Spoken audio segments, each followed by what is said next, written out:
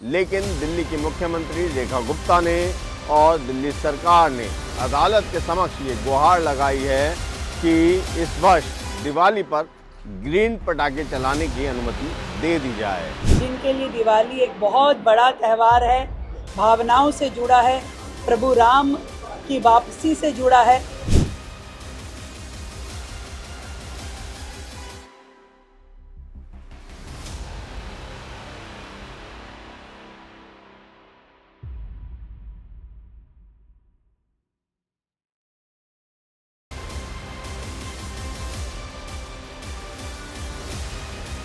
पटाखे प्रदूषण करते हैं और मैं इस बात से थोड़ा सा चौंक जाता हूं कि सरकार का ये काम नहीं होना चाहिए।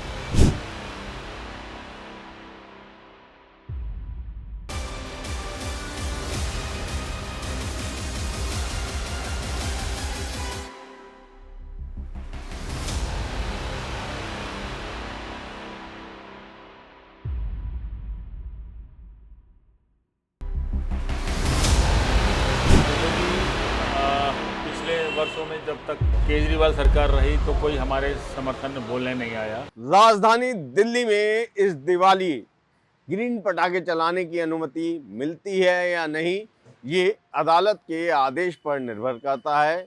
लेकिन दिल्ली की मुख्यमंत्री रेखा गुप्ता ने और दिल्ली सरकार ने अदालत के समक्ष ये गुहार लगाई है कि इस वर्ष दिवाली पर ग्रीन पटाखे चलाने की अनुमति दे दी जाए। हम अपनी स्टोरी के माध्यम से ये बात जानेंगे कि आखिर जो ग्रीन पटाखे हैं क्या वाकई वो किसी प्रकार का प्रदूषण नहीं करते हैं, क्या वो इको फ्रेंडली होते हैं, और इसके साथ ही हम उन व्यापारी वर्ग से भी बात करेंगे जो पटाखे के व्यापार में कई पुश्तों से शामिल हैं और पिछले 8-9 सालों से उनका ये कारोबार ठप पड़ा है क्योंकि दिल्ली एनसीआर में पटाखों पर बैन लगा है। हमारी स्टोरी का मकसद यही होगा कि दोनों पक्षों की बात हम अपने दर्शकों तक पहुंचा सकें और ये जान सकें कि क्या ग्रीन पटाखे वाकई में इको फ्रेंडली होते हैं, और अगर उनको चलाने की अनुमति दे दी जाती है तो व्यापारी वर्ग पर क्या जो है उसका नतीजा हमें देखने को मिलेगा, और साथ ही साथ पर्यावरण और जो प्रदूषण है उसको लेकर दिल्ली की आबोहवा कैसी रहेगी। देखिए, मेरा पर्सनली भी मानना है और सरकार के सभी प्रतिनिधि भी ऐसा सोचते हैं कि दिल्ली की समस्या अपनी जगह है और उसके लिए काम करना एक समाधान है, परंतु दिल्ली के और देश के करोड़ों लोग जो धर्म प्रिय हैं, जिनके लिए दिवाली एक बहुत बड़ा त्यौहार है, भावनाओं से जुड़ा है, प्रभु राम की वापसी से जुड़ा है, ऐसे में मैं ये समझती हूँ कि उन्हें ये अनुमति मिलनी चाहिए, चाहे ग्रीन क्रैकर के रूप में मिले, ताकि वो अपने त्यौहार को अच्छे से मना सकें। और दिल्ली सरकार भी इसको लिखित रूप में माननीय कोर्ट के समक्ष अपनी इच्छा जाहिर करेगी कि सरकार अब पूरी तरीके से अपनी जिम्मेवारी पॉल्यूशन के प्रति रखती है और उसे निभाएगी भी, परंतु देश और दिल्ली सभी लोगों को ये अनुमति मिले कि इस त्यौहार पे वो अपनी खुशियों को जाहिर करने के लिए ग्रीन क्रैकर्स का इस्तेमाल कर सके। दिल्ली में ग्रीन पटाखे चलाने की अनुमति मिल सके, इसे लेकर दिल्ली सरकार ने हाई कोर्ट में एक दरखास्त की है, जिसे लेकर शुक्रवार को सुनवाई भी होनी है। और हम इस समय जहाँ मौजूद हैं वो जामा मस्जिद का इलाका है, पायवालान इलाका यह कहलाया जाता है। यहाँ पर अभी वर्तमान में तो 6 दुकानें ऐसी हैं जो पटाखों में कारोबार कर रहे थे। इससे पहले 9 दुकानें ऐसी होती थी, लेकिन उनमें से 3 लोगों ने अब कारोबार बंद कर दिया है क्योंकि पिछले 8 सालों से पटाखों पर बैन लगा आ रहा है और उनका काम धंधा लगभग चौपट सा हो गया है। मेरे साथ ये जो आप सामने दुकान देख रहे हैं, ये मैजेस्टिक इवेंट्स क्राफ्ट करके है दुकान, और ये दुकान लगभग 150 साल पुरानी है और सिर्फ 12 महीने पटाखों का कारोबार किया करते थे। और जो दुकान के इस समय यहाँ ओनर मौजूद हैं वो महेश्वर दयाल श्रीवास्तव नाम है उनका, उनसे बात करते हैं। सर, थोड़ा आप पहले तो दुकान के बारे में आप बता पाएंगे? तो ये मेरी दुकान जो है 150 साल पुरानी है। मुग़ल के टाइम से हमारा गोलाबाद का काम रहा और ये 150वां वर्ष है। और पिछले 9 वर्ष से ये पटाखा बंद रहा है। तो पूरे पटाखे वालों की जो है इस टाइम हालत ख़राब है। अब जैसे खुद मुख्यमंत्री रेखा गुप्ता ने एक ट्वीट भी किया था और उसके बाद दिल्ली सरकार की तरफ से एक दरखास्त जो है हाई कोर्ट में भी की गई है कि ग्रीन पटाखे चलाने की अनुमति दी जाए।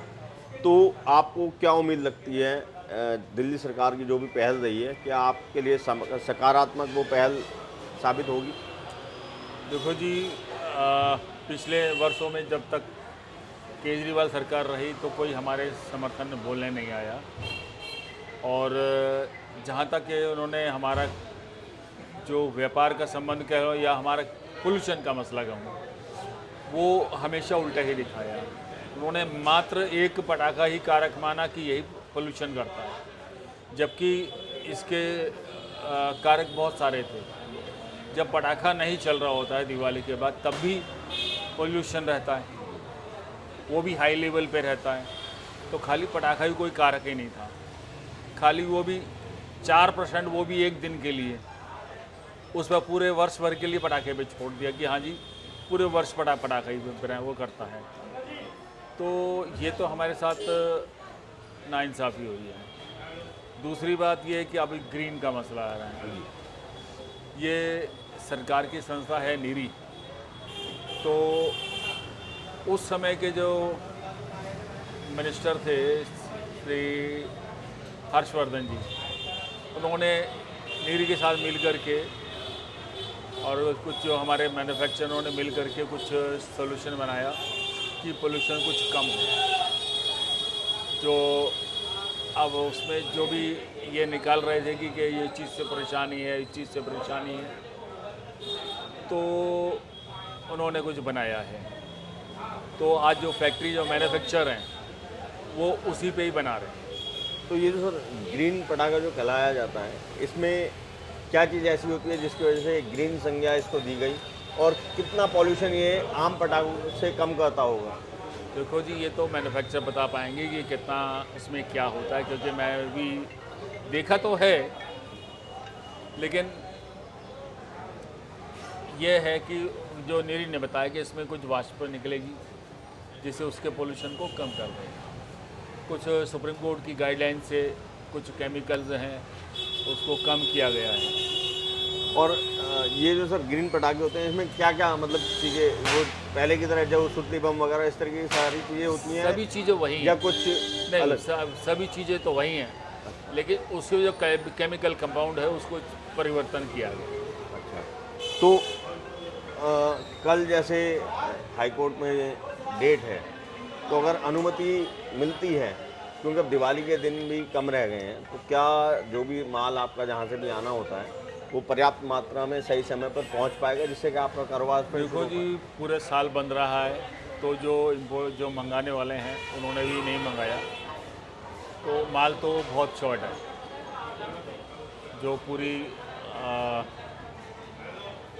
मैं नहीं समझता कि पूरी तरह व्यापार कर पाएंगे, जो भी रहेगा बहुत कम है। तो ये जितना भी माल है क्या सब अपने इंडिया से ही आता है सर? हाँ, ये सारा इंडिया का ही होता है, सारे इंडिया से? बाहर से यहाँ इम्पोर्ट कोई नहीं होता। अच्छा, तो और अभी वर्तमान में सिर्फ 6 दुकानें रह गई हैं आपके यहाँ? हाँ, इस एरिया में अब 6 रह गए। अच्छा, पहले 9 हुआ करती थी। तो अभी आपने जैसे दुकान, मतलब ये जो आपका कारोबार है बैन की वजह से बंद रहा, प्रभावित रहा है, तो अभी क्या आपने अपना काम धंधा भी कुछ बदला? देखो जी, अब जब कुछ व्यापार नहीं होता तो हमें जो कुछ मिलता है हम वो कर ले रहे हैं। कुछ ज़्यादा तो नहीं, हाँ कि हाँ घर की दाल रोटी सिर्फ चाय लायक है और कुछ नहीं है। और अगर वैसे बात करें कि आपकी दुकान से कितने लोगों का और कारोबार जुड़ा था? मेरे परिवार में 6 फैमिली हैं, करीबन में 28 मेंबर हैं। फिर मेरे साथ लेबर भी है, 6 लेबर भी जुड़ी हुई है, उनका भी परिवार है। और चूँकि मेरे पुश्तैनी चले आ रहे हैं सारे, कोई भी नया नहीं है, पुश्तैनी चले आ रहे हैं। उनके पिता थे, आज उनके बालक मेरे साथ हैं। कुछ ऐसे बुज़ुर्ग हैं जो 60-65 साल से ऊपर के हैं, तो वो कहते हैं कि अब हम कहाँ जाएंगे। जो मेरे पास जो भी हैं, अब दूसरे भी हैं तो वो भी 40-45 साल के हैं। तो कहते हम सारी जिंदगी कहीं क्या रहे हैं, तो कहाँ जाएंगे। तो मैं भी सोचता हूँ कि मैं भी नहीं छोड़ पा रहा था, क्योंकि मेरे परिवार के साथ लगे हुए थे। तो वो कहता हम गांव छोड़ करके यहाँ आए हुए हैं, तो गांव के धंधा हमारा सारा 60-65 साल पहले ख़त्म हो गया, तो हम कहाँ जाएँ। और बस एक आखिरी सवाल सर, जैसे कुछ पर्यावरणविद जो हैं वो ये बोलते हैं कि ग्रीन पटाखे भी प्रदूषण करते हैं, ऐसा नहीं है कि वो बिल्कुल प्रदूषण नहीं करते हैं। तो उनका ये कहना है कि दिवाली वाले दिन क्योंकि कई बड़ी संख्या में पटाखे जलाए जाते हैं, इसलिए अचानक से प्रदूषण की मात्रा ज़्यादा हो जाती है। ऐसा उसको लेकर हो क्या सकता है, ऐसा हो सकता है, लेकिन अगर गर्म सीजन में करते हैं तो ये नज़र नहीं आता, क्योंकि सर्द ऋतु है तो ठंडी की वजह से ये सब पोल्यूशन सब नीचे बैठता है, तो इसलिए हमें दिखाई देता है। दिल्ली की मुख्यमंत्री रेखा गुप्ता ने कहा है कि इस दिवाली पर दिल्ली वासी पटाखों का इस्तेमाल कर सकें, इसको लेकर वो सुप्रीम कोर्ट से एक गुहार लगाएंगी कि ग्रीन पटाखे जो हैं वो चलाने के लिए इजाज़त दे दी जाए। आपको बता दें कि दिवाली का मौसम जो होता है वो इस तरीके से होता है दिल्ली के लिए कि उस समय पर प्रदूषण का स्तर दिल्ली में बढ़ना शुरू हो जाता है, और पिछले कई सालों से ये मुद्दा राजनीति से भी जुड़ा रहा है। इस विषय पर कि क्या ग्रीन क्रैकर्स एनवायरनमेंट फ्रेंडली हैं या नहीं हैं, हमारे साथ एक एनवायरनमेंटलिस्ट हैं मनु जी, उनसे हम बात करते हैं। मनु जी, जो ये ग्रीन क्रैकर्स होते हैं ये क्या होते हैं, बल तो आप ये अगर इसके बारे में जानकारी रखते हैं तो बताएं कुछ। देखिए, जो हरित पटाखे जिन्हें हम कहते हैं उसको अगर तुलनात्मक दृष्टि से दूसरे पटाखों से हम कंपेयर करें तो हम ये पाएंगे कि उससे जो उत्सर्जन होता है, खासकर जो अति विषाक्त पीएम पार्टिकल्स हैं, उनका लगभग 30% सामान्य पटाखों से कम होता है। इसमें जो बहुत खतरनाक उत्सर्जित विषाक्त कण हैं, जैसे बेरियम सॉल्ट्स हैं, जैसे आर्सेनिक है, जैसे लेड है, वो भी कम होते हैं। तो अगर हम वायु प्रदूषण के दृष्टिकोण से देखें तो जो सामान्य पटाखे हैं उनसे कुछ डिग्री बेहतर होते हैं। ध्वनि प्रदूषण के लिहाज से भी, जहां दूसरे सामान्य पटाखे जो हैं वो लगभग 160 डेसिबल की लिमिट तक ध्वनि प्रदूषण करते हैं, ये पटाखे 95 से 110-115 डेसिबल्स तक ही करते हैं। तो दोनों प्रदूषण जो है उस पर कुछ नियंत्रण ये लग सकता है। तो यही हरित पटाखे होते हैं, इनमें कम हानिकारक केमिकल्स, कम हानिकारक गैसों का उत्सर्जन होता है। लेकिन प्रदूषण ये पटाखे करते हैं? बिल्कुल, 30 से 35% ही रिलीफ मिलता है, पटाखे प्रदूषण करते हैं। और मैं इस बात से थोड़ा सा चौंक जाता हूँ कि सरकार का ये काम नहीं होना चाहिए। अगर कोई और संगठन होते, कुछ और संस्थाएं होती, सरकार का काम वायु प्रदूषण को कम करने का है। अभी भी इस वर्ष सौभाग्य है दिल्ली का कि अभी तक जो मानसून है वो पूरी तरह गया नहीं है, रिट्रीटेड मानसून भी जोरदार है और अभी भी वायु का आवागमन जो है वो चल रहा है। इस समय दिवाली से पूर्व, दशहरे के समय, पिछले अन्य वर्षों में जो होता था वो ये होता था कि वायु का आवागमन में जो होता था बिल्कुल नगण्य हो जाता था। तो जो भी प्रदूषकों का उत्सर्जन हो, चाहे दैनिक दिनचर्या में वाहनों का प्रदूषण हो या जो भी अग्निशमन कार्य होते थे, इसी दौरान पराली अधिक जलाई जाती थी और इसी दौरान दिवाली पे पटाखों का उपयोग होता था, तो वो जो उत्सर्जन होता था वो ठहर जाता था, रुक जाता था और हवा जो है उसका एक्यूआई डिटीरियोरेट करके अति विषाक्त हो जाती थी। इस समय सौभाग्यशाली हम कि वो वायु का आवागमन नहीं रुका है, लेकिन फिर भी सरकार का ये भूमिका नहीं होनी चाहिए कि वो सुप्रीम कोर्ट जाए और ये मांग करे। सरकार को तो ये देखना चाहिए कि पिछले वर्षों में, हालांकि बीजेपी की सरकार नहीं थी, पिछले वर्षों में जो सुप्रीम कोर्ट ने बैन लगाया था उसका क्रियान्वयन क्यों नहीं हुआ।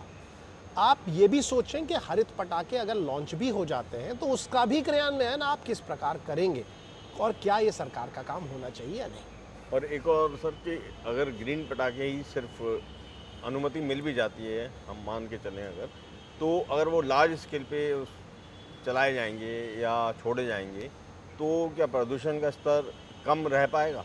मैं आपको एक साफ बात बता देता हूँ, जब दिवाली में पटाखे चलते हैं तो PM 2.5 जो है वो इतना बढ़ जाता था कि AQI जो है वो 1000 के पार हो जाता था। वो इतना हो जाता था कि उसे मेजर भी नहीं किया जा सकता था। आप बहुत ही खतरनाक जब हो जाता है तो 150 होता है विश्व में, अगर बहुत खतरनाक। कई कंट्रीज उनका 100 हो जाता है तो छुट्टी डिक्लेयर कर देते हैं। तो हमारे यहाँ अगर 1000 को आप 30% कम करके उसे 700 पे भी ले आएंगे तो भी स्थिति निराशाजनक और ख़तरनाक रहेगी। तो पर्यावरण में काम करते हुए मैं अपने अनुभव के तौर पे यही कहना चाहता हूँ, पटाखे चाहे ग्रीन हो चाहे सामान्य हो, पटाखे पटाखे हैं, उनसे बचना चाहिए। हमारा ये एक आध्यात्मिक त्यौहार है जिसमें हमें अज्ञान के अंधकार से प्रकाश की ओर जाना चाहिए। वही इस दिवाली का जो लक्ष्य है और उसी पे हमें चलना चाहिए।